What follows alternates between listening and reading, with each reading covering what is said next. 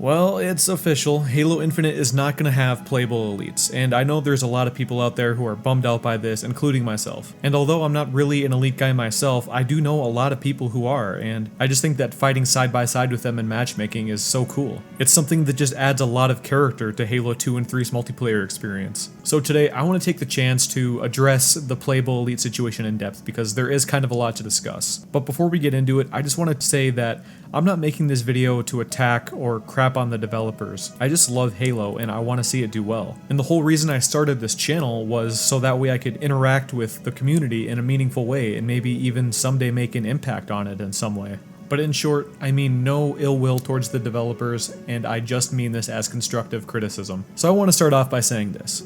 No playable elites is not going to kill the game. It's not the way the world ends, and it's certainly not a deal breaker. But it is still a pretty massive disappointment. It's disappointing because with how much 343 has listened to community feedback, and I think we can at least give them that one, they still missed a pretty massive criticism. Something that the community has been asking for, begging for years, ever since Bungie left Halo. And I hate to say it, but I think the Infinite multiplayer is going to fall victim to the same fallacy that has been plaguing so many modern games. And that's how every multiplayer game is catering towards competitive play and pushing away the casual audience. And the elite situation is just another symptom of this. If you haven't seen my video about how modern gaming trends are damaging the industry, consider checking that one out because I think it's a really important conversation to have, and I think the video turned out pretty well. If 343 really wanted to, they could implement playable elites and still have a large portion of the game centered around strictly competitive play. And it's to the point now where the solution seems so simple and so obvious that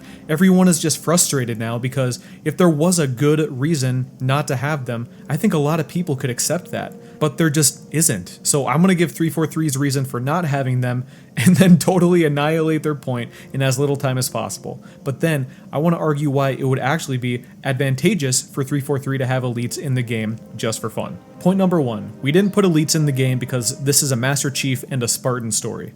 Well, multiplayer isn't really part of the story, and I think making the multiplayer canon was a huge mistake, and let me tell you why. Wanting to make everything in the Halo universe connected is a cool idea on paper, but in practice it's just kind of annoying and comes with a bunch of things that contradict each other. In lore, no Spartan would be running around with a pizza AR skin. No highly trained soldier would assassinate another Spartan like this. And what is the lore reason for Griffball to exist? What war scenario are the Spartans training for with that one? And what about infection?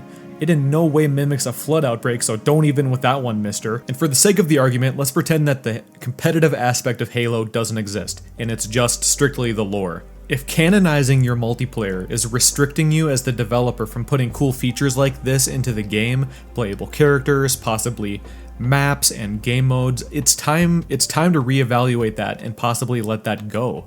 Boom. Roasted. Point number two, the hitboxes on elites are different from Spartans and would be hard to balance for competitive play. Then don't.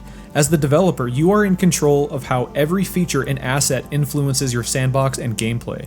So just make it so that you can't take elites into competitive playlists or certain game modes. Like I said, Halo Infinite can still have its hardcore multiplayer mode, and the majority of fans can still have their fun social modes and access to even more player expression, as 343 has stated that it's an important aspect of their game. Halo Reach in 2011 did this exact same thing, a little bit more drastically than what I'm suggesting, but still. And I'm pretty sure that Halo 2 and 3 did that as well for their competitive playlists, but seriously, fact check me on that one. I just don't understand why 10 years later it just seems to be this big technical hurdle for 343.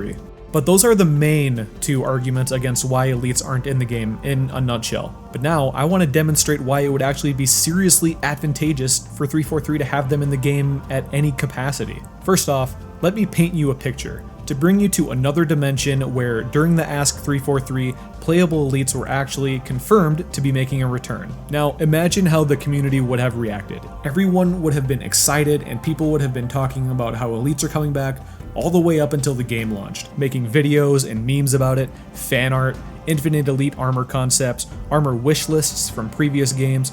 People would have been so fucking happy, and the amount of good publicity and goodwill they would have gotten from that would have been invaluable to the marketing of this game.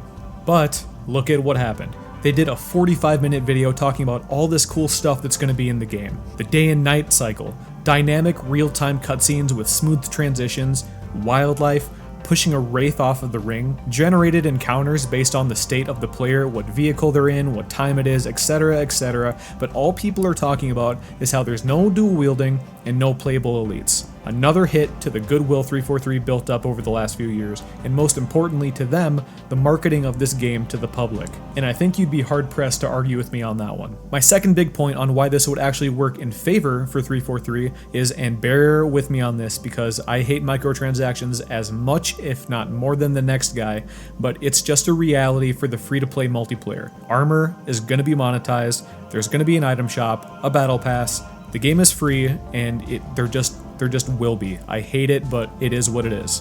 And guess what? Having elites in the game gives 343 a whole nother avenue to go down of armor pieces, armor coatings, emotes, all the cosmetics you can think of for specifically elites. It's an advantage for them because they can make more money, obviously.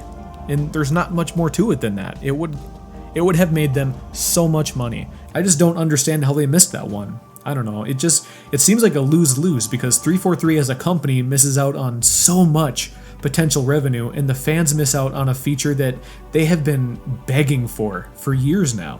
I want Halo Infinite to be great, and I hate having to make videos on negative aspects of the game. Its monetization, the delay, development issues, and now this. I want this game to be my new favorite Halo, so I'm not trying to kill hype, shit on the devs, or anything like that, but I think we need to provide the Halo series with the constructive criticism it needs if it ever wants to even come close to the titan that it once was.